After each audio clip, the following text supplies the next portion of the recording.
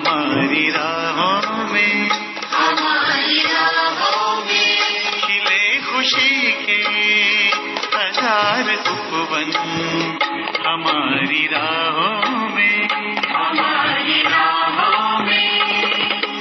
आज बसे प्यारे प्रभु जब से इन निगाहों में, हमारी राहों में आज बसे प्यारे प्रभु जब से इन निगाहों में, हमारी राहों में खिले खुशी के हजार उपवन, हमारी राहों में, हमारी राहों में।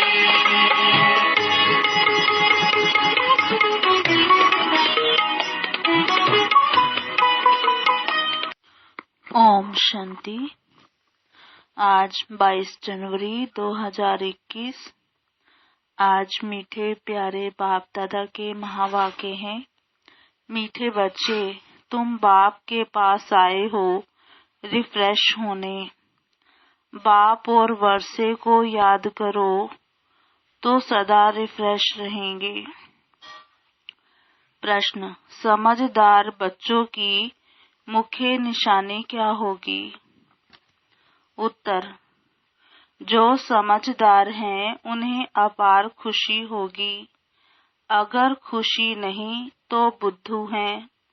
समझदार अर्थात पारस बुद्धि बनने वाले, वह दूसरों को भी पारस बुद्धि बनाएंगे, रूहानी सर्विस में बिजी रहेंगे, बाप का परिचय देने बिगड़ रह नहीं सकेंगे।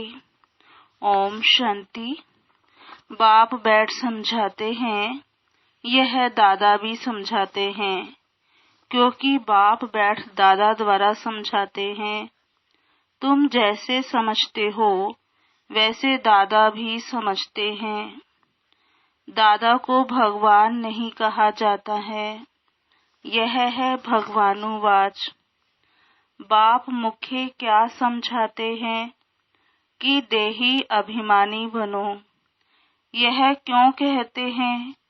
क्योंकि अपने को आत्मा समझने से हम पतित पावन परम पिता परमात्मा से पावन बनने वाले हैं। यह बुद्धि में ज्ञान है। सबको समझाना है। पुकारते भी हैं कि हम पतित हैं। नई दुनिया पावन जरूर ही होगी। नई दुनिया बनाने वाला, स्थापन करने वाला बाप है। उनको ही पतित पावन बाबा कह बुलाते हैं। पतित पावन, साथ में उनको बाप कहते हैं। बाप को आत्माएं बुलाती हैं, शरीर नहीं बुलाएगा। हमारी आत्मा का बाप पारलौकिक है, वही पतित पावन है। यह तो अच्छी रीति याद रहना चाहिए। यह नई दुनिया है या पुरानी दुनिया है, यह समझ तो सकते हैं ना। ऐसे भी बुद्धू हैं जो समझते हैं हमको सुख अपार है, हम तो जैसे स्वर्ग में बैठे हैं। परंतु यह भी समझना चाहिए कि कलयुग को कभी स्वर्ग कह नहीं सकते। नाम ही है कलयुग, पुरानी पतित दुनिया। अंतर है ना। मनुष्यों की बुद्धि में यह भी नहीं बैठता है। बिल्कुल ही जड़ जड़ी भूत अवस्था है। बच्चे नहीं पढ़ते हैं तो कहते हैं ना, तुम तो पत्थर बुद्धि हो। बाबा भी लिखते हैं, तुम्हारे गांव निवासी तो बिल्कुल पत्थर बुद्धि हैं। समझते नहीं हैं क्योंकि दूसरों को समझाते नहीं हैं। खुद पारस बुद्धि बनते हैं तो दूसरे को भी बनाना चाहिए, पुरुषार्थ करना चाहिए। इसमें लज्जा आदि की तो कोई बात ही नहीं। परंतु मनुष्यों की बुद्धि में आधा कल्प उल्टे अक्षर पड़े हैं तो वह भूलते नहीं हैं कैसे भुलाएं? भुलवाने की ताकत भी तो एक बाप के पास ही है। बाप बिगर यह ज्ञान तो कोई दे नहीं सकते। गोया सब अज्ञानी ठहरे, उनका ज्ञान फिर कहाँ से आए? जब तक ज्ञान सागर बाप आकर ना सुनाए। तमो प्रधान माना ही अज्ञानी दुनिया, सतो प्रधान माना दैवी दुनिया। फर्क तो है ना, देवी देवताएं ही पुनर्जन्म लेते हैं, समय भी फिरता रहता है, बुद्धि भी कमजोर होती जाती है। बुद्धि का योग लगाने से जो ताकत मिले वह फिर खलास हो जाती है। अभी तुमको बाप समझाते हैं तो तुम कितने रिफ्रेश होते हो। तुम रिफ्रेश थे और विश्राम में थे। बाप भी लिखते हैं ना, बच्चों आकर रिफ्रेश भी हो जाओ और विश्राम भी पाओ। रिफ्रेश होने बाद तुम सतयुग में विश्रामपुरी में जाते हो। वहाँ तुमको बहुत विश्राम मिलता है। वहाँ सुख शांति संपत्ति आदि सब कुछ तुमको मिलता है। तो बाबा के पास आते हैं रिफ्रेश होने, विश्राम पाने। रिफ्रेश भी शिव बाबा करते हैं, विश्राम भी बाबा के पास लेते हो। विश्राम माना शांत, थक कर विश्रामी होते हैं ना। कोई कहाँ जाते हैं विश्राम पाने। उसमें तो रिफ्रेशमेंट की बात ही नहीं। यहाँ तुमको बाप रोज समझाते हैं तो तुम यहाँ आकर रिफ्रेश होते हो। याद करने से तुम तमो प्रधान से सतो प्रधान बनते हो। सतो प्रधान बनने के लिए ही तुम यहाँ आते हो। उसके लिए क्या पुरुषार्थ है? मीठे मीठे बच्चे, बाप को याद करो। बाप ने सारी शिक्षा तो दी है। यह सृष्टि चक्र कैसे फिरता है, तुमको विश्राम कैसे मिलता है, और कोई भी यह बातें नहीं जानते, तो उन्हों को भी समझाना चाहिए ताकि वह भी तुम जैसा रिफ्रेश हो जाए। अपना फर्ज ही यह है, सबको पैगाम देना। अविनाशी रिफ्रेश होना है, अविनाशी विश्राम पाना है। सबको यह पैगाम दो, यही याद दिलाना है कि बाप को और वर्षे को याद करो। है तो बहुत सहज बात। बेहद का बाप स्वर्ग रचते हैं, स्वर्ग का ही वर्षा देते हैं। अभी तुम हो संगम युग पर। माया के श्राप और बाप के वर्षे को तुम जानते हो। जब माया रावण का श्राप मिलता है तो पवित्रता भी खत्म, सुख शांति भी खत्म, तो धन भी खत्म हो जाता है। कैसे धीरे धीरे खत्म होता है वह भी बाप ने समझाया है। कितने जन्म लगते हैं। दुख धाम में कोई विश्राम थोड़े ही होता है।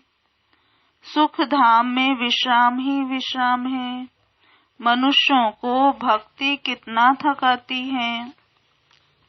जन्म जन्मांतर भक्ति थका देती है, कंगाल कर देती है। यह भी अब तुमको बाप समझाते हैं। नए नए आते हैं तो कितना समझाया जाता है।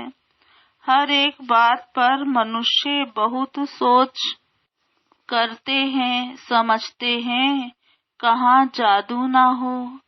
अरे तुम कहते हो जादूगर, तो मैं भी कहता हूँ जादूगर हूँ, परंतु जादू कोई वह नहीं है जो भेड़ बकरी बना देंगे। जानवर तो नहीं है ना, यह बुद्धि से समझा जाता है। गायन भी है सुर मंडल के साज से। इस समय मनुष्य जैसे ऋण मिसल हैं। यह बातें यहाँ के लिए हैं, सतयुग में नहीं गाते। इस समय का ही गायन है। चंडिका का कितना मेला लगता है। पूछो वह कौन थी, कहेंगे देवी। अब ऐसा नाम तो वहाँ होता नहीं। सतयुग में तो सदैव शुभ नाम होता है। श्री रामचंद्र, श्री कृष्ण, श्री कहा जाता है श्रेष्ठ को। सतयुगी संप्रदाय को श्रेष्ठ कहा जाता है। कलयुगी विशिष्ट संप्रदाय को श्रेष्ठ कैसे कहेंगे। श्री माना श्रेष्ठ। अभी के मनुष्य तो श्रेष्ठ है नहीं। गायन भी है मनुष्य से देवता, फिर देवता से मनुष्य बनते हैं, क्योंकि 5 विकारों में जाते हैं ना। रावण राज्य में सब मनुष्य ही मनुष्य हैं। वहाँ है देवताएं, उनको डीटी वर्ड, इसको ह्यूमन वर्ड कहा जाता है। डीटी वर्ड को दिन कहा जाता है, ह्यूमन वर्ड को रात कहा जाता है। दिन सोझरे को कहा जाता है, रात अज्ञान अंधियारे को कहा जाता है। इस फर्क को तुम जानते हो, तुम समझते हो। हम पहले कुछ भी नहीं जानते थे, अभी सब बातें बुद्धि में हैं। ऋषि मुनियों से पूछते हैं, रचता और रचना के आदि मध्य अंत को जानते हो, तो वह भी नेति नेति कर गए। हम नहीं जानते, अभी तुम समझते हो। हम भी पहले नास्तिक थे, बेहद के बाप को नहीं जानते थे। वह है असुल अविनाशी बाबा, आत्माओं का बाबा। तुम बच्चे जानते हो, हम उस बेहद के बाप के बने हैं, जो कभी जलते नहीं हैं। यहाँ तो सब जलते हैं, रावण को भी जलाते हैं। शरीर है ना, फिर भी आत्मा को तो कोई कभी जला नहीं सकते। तो बच्चों को बाप यह गुप्त ज्ञान सुनाते हैं, जो बाप के ही पास है। यह आत्मा में गुप्त ज्ञान है, आत्मा भी गुप्त है। आत्मा इस मुख द्वारा बोलती है, इसलिए बाप कहते हैं, बच्चे देह अभिमानी मत बनो, आत्म अभिमानी बनो, नहीं तो जैसे उल्टे बन जाते हो, अपने को आत्मा भूल जाते हो। ड्रामा के रास को भी अच्छी रीति समझना है। ड्रामा में जो नूद है वह हूबहू रिपीट होता है, यह किसको पता नहीं है। ड्रामा अनुसार सेकंड बाय सेकंड कैसे चलता रहता है, यह भी नॉलेज बुद्धि में है। आसमान का कोई भी पार नहीं जा सकते हैं, धरती को पा सकते हैं। आकाश सूक्ष्म है, धरती तो स्थूल है। कई चीजों का पार पा नहीं सकते, जबकि कहते भी हैं आकाश ही आकाश, पाताल ही पाताल है। शास्त्रों में सुना है ना, तो ऊपर में भी जाकर देखते हैं, वहाँ भी दुनिया बसाने की कोशिश करते हैं। दुनिया बसाई तो बहुत है ना। भारत में सिर्फ एक ही देवी देवता धर्म था और खंड आदि नहीं था, फिर कितना बसाया है। तुम विचार करो, भारत के भी कितने थोड़े टुकड़े में देवताएं होते हैं। जमुना का कंठा होता है। दिल्ली परिस्तान थी, इसको कब्रिस्तान कहा जाता है। जहाँ अकाले मृत्यु होती रहती है। अमर लोक को परिस्तान कहा जाता है। वहाँ बहुत नेचुरल ब्यूटी होती है। भारत को वास्तव में परिस्तान कहते थे। यह लक्ष्मी नारायण परिस्तान के मालिक है ना। कितने शोभावान है, सतो प्रधान है, नेचुरल ब्यूटी थी। आत्मा भी चमकती रहती है। बच्चों को दिखाया था कृष्ण का जन्म कैसे होता है। सारे कमरे में ही जैसे चमत्कार हो जाता है। तो बाप बैठ बच्चों को समझाते हैं, अभी तुम परिस्तान में जाने के लिए पुरुषार्थ कर रहे हो। नंबर वार तो जरूर चाहिए, एक जैसे सब हो ना सके। विचार किया जाता है, इतनी छोटी आत्मा कितना बड़ा पार्ट बजाती है। शरीर से आत्मा निकल जाती है तो शरीर का क्या हाल हो जाता है। सारी दुनिया के एक्टर्स वही पार्ट बजाते हैं जो अनादि बना हुआ है। यह सृष्टि भी अनादि है, उसमें हर एक का पार्ट भी अनादि है। यह सृष्टि भी अनादि है, उसमें हर एक का पार्ट भी अनादि है। उनको तुम वंडरफुल तब कहते हो जबकि जानते हो यह सृष्टि रूपी झाड़ है। बाप कितना अच्छी रीति समझाते हैं ड्रामा में। फिर भी जिसके लिए जितना समय है उतना समझने में समय लेते हैं। बुद्धि में फर्क है ना, आत्मा मन बुद्धि सहित है ना, तो कितना फर्क रहता है। बच्चों को मालूम पड़ता है हमको स्कॉलरशिप लेने की है, तो दिल अंदर खुशी होती है ना। यहाँ भी अंदर आने से ही एम ऑब्जेक्ट सामने देखने में आती है, तो जरूर खुशी होगी ना। अभी तुम जानते हो यह बनने के लिए यहाँ पढ़ने आए हैं, नहीं तो कभी कोई आ ना सके। यह है एम ऑब्जेक्ट। ऐसा कोई स्कूल कहाँ भी नहीं होगा जहाँ दूसरे जन्म की एम ऑब्जेक्ट को देख सके। तुम देख रहे हो यह स्वर्ग के मालिक हैं, हम ही यह बनने वाले हैं। हम अभी संगम युग पर हैं, ना उस राजाई के हैं ना इस राजाई के हैं। हम बीच में हैं, जा रहे हैं। खिवैया बाप भी है निराकार, बोट भी है निराकार, आत्मा भी है निराकार। बोट को खींचकर परमधाम में ले जाते हैं। इनकॉर्पोरियल बाप इनकॉर्पोरियल बच्चों को ले जाते हैं। बाप ही बच्चों को साथ ले जाएंगे। ये चक्र पूरा होता है, फिर हूबहू रिपीट करना है। एक शरीर छोड़ दूसरा लेंगे, छोटा बनकर फिर बड़ा बनेंगे। जैसे आम की गुठली को जमीन में डाल देते हैं तो उनसे फिर आम निकल आएंगे। वह है हद का झाड़। यह मनुष्य सृष्टि रूपी झाड़ है। इनको वैरायटी झाड़ कहा जाता है। सतयुग से लेकर कलयुग तक सब पाठ बजाते रहते हैं। अविनाशी आत्मा 84 के चक्र का पाठ बजाती है। लक्ष्मी नारायण थे जो अब नहीं है। चक्र लगाए अब फिर यह बनते हैं।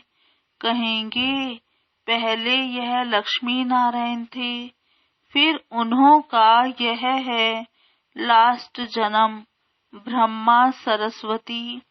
अभी सबको वापस जरूर जाना है। स्वर्ग में तो इतने आदमी थे नहीं, ना इस्लामी, ना बौद्धि, ना क्रिश्चियन, कोई भी धर्म वाले एक्ट्रेस नहीं थे। सिवाय देवी देवताओं के यह समझ भी कोई में नहीं है। समझदार को टाइटल मिलना चाहिए ना। जितना जो पढ़ता है नंबरवार पुरुषार्थ से पद पाता है। तो तुम बच्चों को यहाँ आने से यह एम ऑब्जेक्ट देख खुशी होनी चाहिए। खुशी का तो पारावार नहीं, पाठशाला व स्कूल हो तो ऐसा है कितनी गुप्त परंतु जबरदस्त पाठशाला है। जितनी बड़ी पढ़ाई उतना बड़ा कॉलेज, वहाँ सब फैसिलिटीज मिलती है। आत्मा को पढ़ना है, फिर चाहे सोने के तख्त पर चाहे लकड़ी के तख्त पर चढ़े। बच्चों को कितनी खुशी होनी चाहिए, क्योंकि शिव भगवानुवाच है ना, पहले नंबर में है यह विश्व का प्रिंस। बच्चों को अब पता पड़ा है। कल्प कल्प बाप ही आकर अपना परिचय देते हैं। मैं इनमें प्रवेश कर तुम बच्चों को पढ़ा रहा हूँ। देवताओं में यह ज्ञान थोड़े ही होगा। ज्ञान से देवता बन गए, फिर पढ़ाई की दरकार नहीं। इसमें बड़ी विशाल बुद्धि चाहिए समझने की। अच्छा, मीठे मीठे सिकिलधे बच्चों प्रति माता पिता बाप दादा का याद प्यार गुड मॉर्निंग। रूहानी बाप की रूहानी बच्चों को नमस्ते। हम रूहानी बच्चों की रूहानी बाप दादा को याद प्यार गुड मॉर्निंग, नमस्ते नमस्ते नमस्ते। सदा रहेंगे हंसते, बनेंगे फरिश्ते, चलेंगे परम धाम के सीधे रास्ते। धारणा के लिए मुख्य सार। पहला, इस पतित दुनिया का बुद्धि से संन्यास कर पुरानी देह और देह के संबंधियों को भूल अपनी बुद्धि बाप और स्वर्ग तरफ लगानी है। इस पतित दुनिया का बुद्धि से संन्यास कर पुरानी देह और देह के संबंधियों को भूल अपनी बुद्धि बाप और स्वर्ग तरफ लगानी है। दूसरा, अविनाशी विश्राम का अनुभव करने के लिए बाप और वर्षे की स्मृति में रहना है। सबको बाप का पैगाम दे रिफ्रेश करना है। रूहानी सर्विस में लज्जा नहीं करनी है। वरदान, सदा बाप के सम्मुख रहे खुशी का अनुभव करने वाले अथक और आलस्य रहित भव। सदा बाप के सम्मुख रहे खुशी का अनुभव करने वाले अथक और आलस्य रहित भव। विस्तार। बाबा कहते, कोई भी प्रकार के संस्कार या स्वभाव को परिवर्तन करने में दिल शिकस्त होना या अलबेलापन आना भी थकना है। इससे अथक बनो। अथक का अर्थ है जिसमें आलस्य ना हो। जो बच्चे ऐसे आलस्य रहित हैं, वे सदा बाप के सम्मुख रहते हैं और खुशी का अनुभव करते हैं।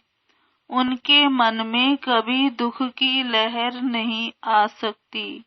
इसलिए सदा सम्मुख रहो और खुशी का अनुभव करो। स्लोगन, सिद्धि स्वरूप बनने के लिए हर संकल्प में पुण्य और बोल में दुआएं जमा करते चलो। सिद्धि स्वरूप बनने के लिए हर संकल्प में पुण्य और बोल में दुआएं जमा करते चलो। ओम शांति। आज की मुरली के स्वमान। पहला, मैं आत्मा पारस बुद्धि बन दूसरों को भी पारस बुद्धि बना रही हूँ। मैं आत्मा पारस बुद्धि बन दूसरों को भी पारस बुद्धि बना रही हूँ।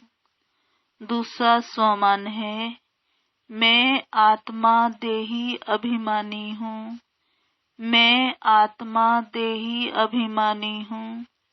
तीसरा स्वमान, मैं आत्मा बाबा को याद कर रिफ्रेश होकर सत्युग में विश्रामपुरी में जाती हूँ। मैं आत्मा बाबा को याद कर रिफ्रेश होकर सत्युग में विश्रामपुरी में जाती हूँ। चौथा स्वमान, मैं आत्मा परिस्तान में जाने के लिए पुरुषार्थ कर रही हूँ। मैं आत्मा परिस्तान में जाने के लिए पुरुषार्थ कर रही हूँ। मैं आत्मा विशाल बुद्धि बन रही हूँ। मैं आत्मा विशाल बुद्धि बन रही हूँ। मैं आत्मा अथक आलस्य रहित बन रही हूँ। मैं आत्मा अथक आलस्य रहित बन रही हूँ। नेक्स्ट, मैं सिद्धि स्वरूप आत्मा हूँ। मैं सिद्धि स्वरूप आत्मा हूँ। ओम शांति। अभी हम सभी बाबा को याद करेंगे।